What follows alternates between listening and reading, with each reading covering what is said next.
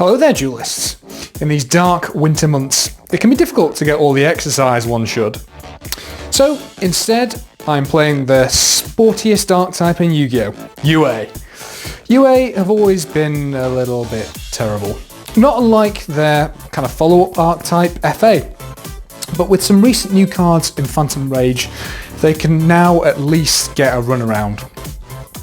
So let's manage this profile and see what we need to get to the top of the tables.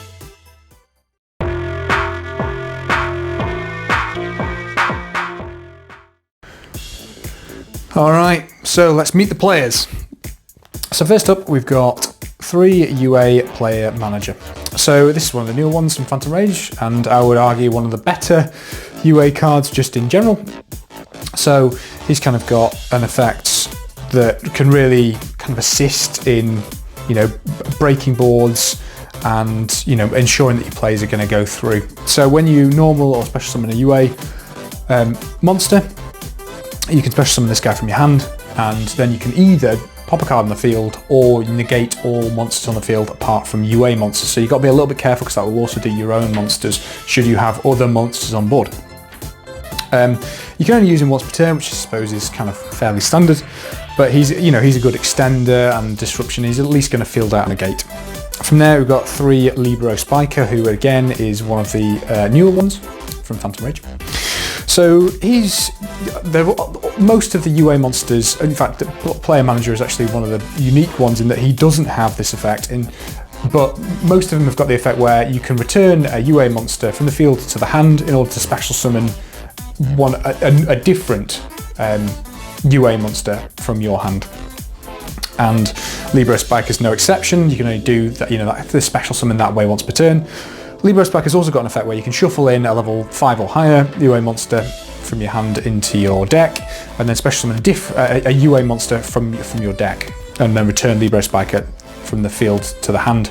You can only do that in your opponent's turn though, which I find is a little bit awkward, but it's definitely a way of getting kind of those brickier, higher level UAs and kind of searching for the bits that you need.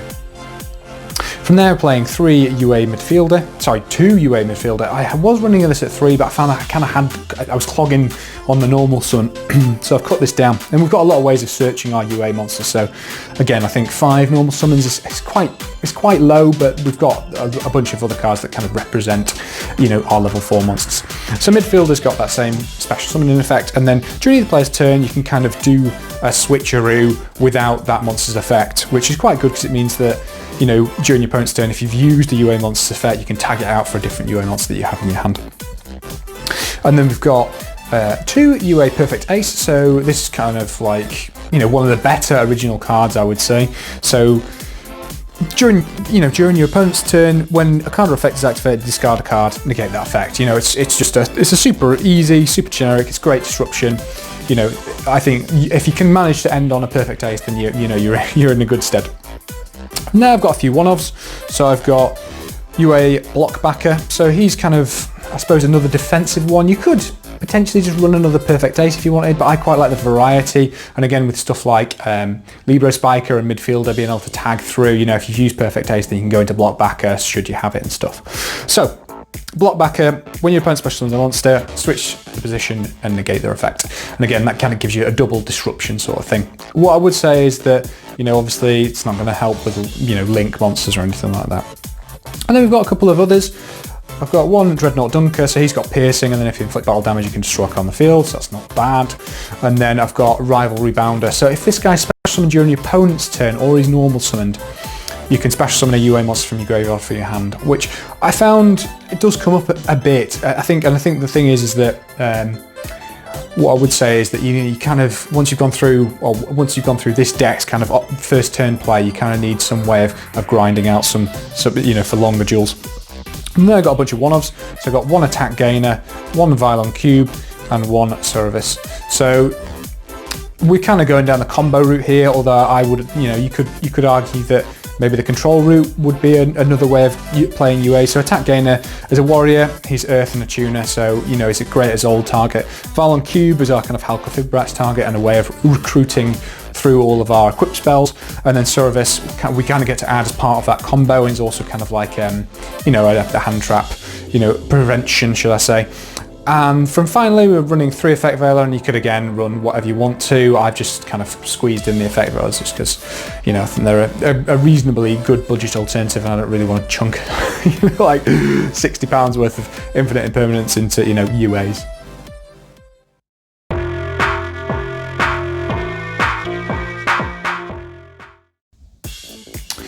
Okay, and on to where we're playing the game.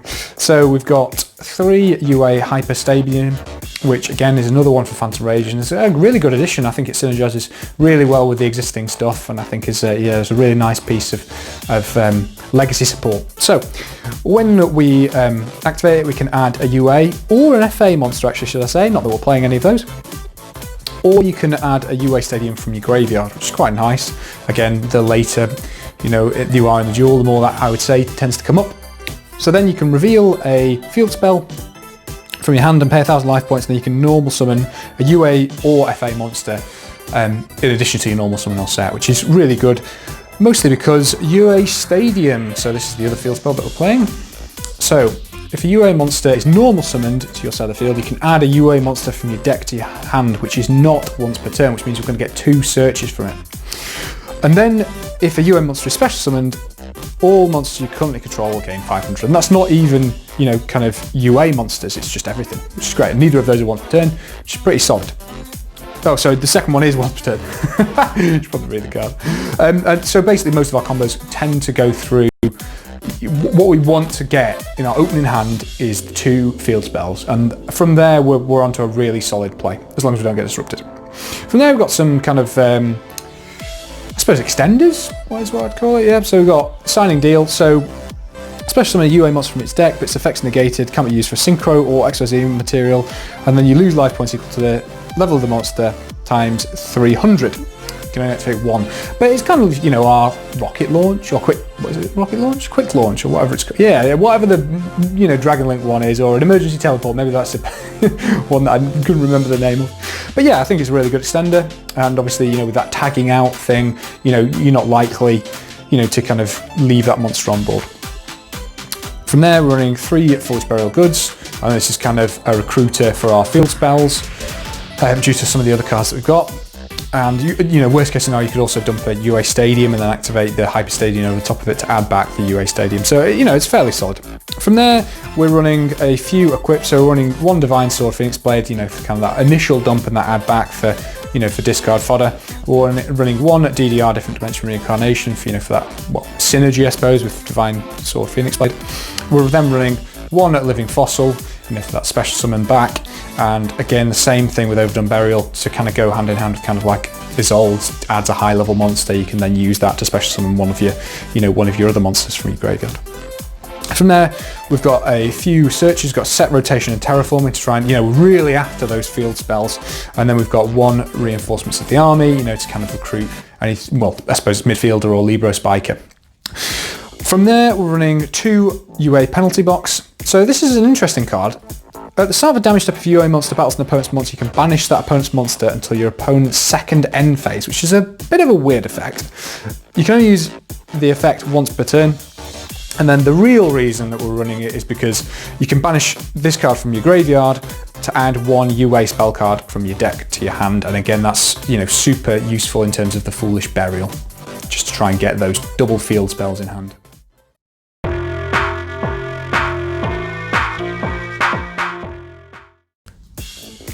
Alright, so we're into extra time. So we've got 2 Herald of the Arclight of different rarities, obviously.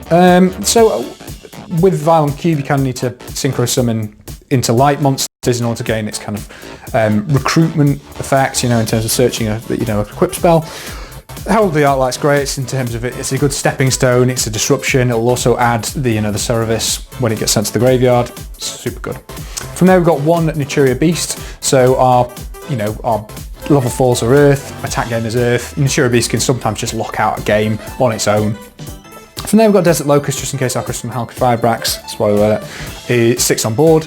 And we've got 1 Shooting Riser Dragon, which can be used with the Herald of the Arclight and Vylon Cube to go into Riser Dragon. You can dump with it. I tend not to dump with it, but yeah, it's also light, which means we're going to get another search. From there, I've got one Borrello Savage Dragon, this kind of your end disruption, one Dugaris the Timeless, kind of, you know, it's a good utility card, is Dugaris. I don't go to it that often, but it's a good kind of late game type thing, you know, especially when back one of your youthful, you know, UA monsters or maybe something else as well.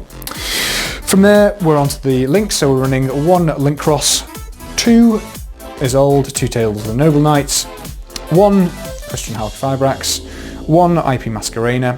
So those are kind of our, you know, utility cards. IP Masquerena tends to be at the end of the combo, but you know, you standard go to Isolde, get a search, dump, get, you know, attack gainer, go to Link Cross with the, you know, with the Isolde, do some synchroing, you know, go to Crystal Hulk Fibrax, do some more stuff. You know, the combos are fairly, I would say, standard, but I think the fact that you kind of get a bunch of, you know, I think the extension that you can get from Player Manager being added as part of the, you know, the combo and stuff like that means that you've got a really good chance of, you know, setting up a really solid board.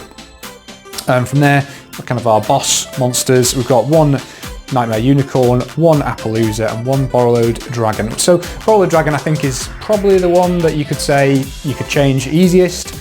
I found that, you know, non-target, non-destruction, which, you know, it doesn't happen at all in Yu-Gi-Oh, is quite difficult for this, you know, for this kind of deck to get around. So that's why I've chosen Borrowed Dragon. Although obviously you can make your own extra deck choices.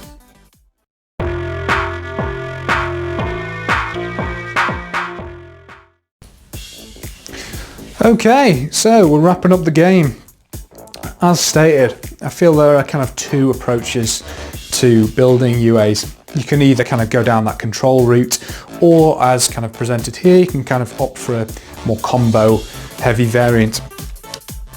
I think from my kind of like playing around, the control variant is probably more consistent and also cheaper, depending on how much you can maybe wrangle some pot of extravagances.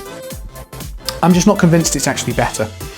When the combo fires, your opponent is going to have a really tough time getting through, but one hand trap is potentially all they really need to stop you, you know, getting your play off. So it's a 2 for relevance from me. There's a real high power ceiling here, but the consistency and kind of like, you know, the choke points in the plays really hold it back. As for fun, I feel like the core kind of swapping mechanic of UAs really does feel cool, and huge combos are really up my street. So it's a 3 for that as well. So a lot of the extra deck cards have now been kind of reprinted, you know, your Appaloosa, your Borrello Savage Dragon, etc. So this deck isn't nearly kind of as bad in terms of costs it would have been maybe 6 months ago. So at $200, I would say it's, you know, okay. I think, is it worth that price? I'd probably argue no, but you know, if you've got the cards, I suppose you can throw them together. I think all in all, UA just don't really have a specialty. I think there are better combo and control decks out there. Okay, so that's it. Thanks for watching and subscribe for more videos.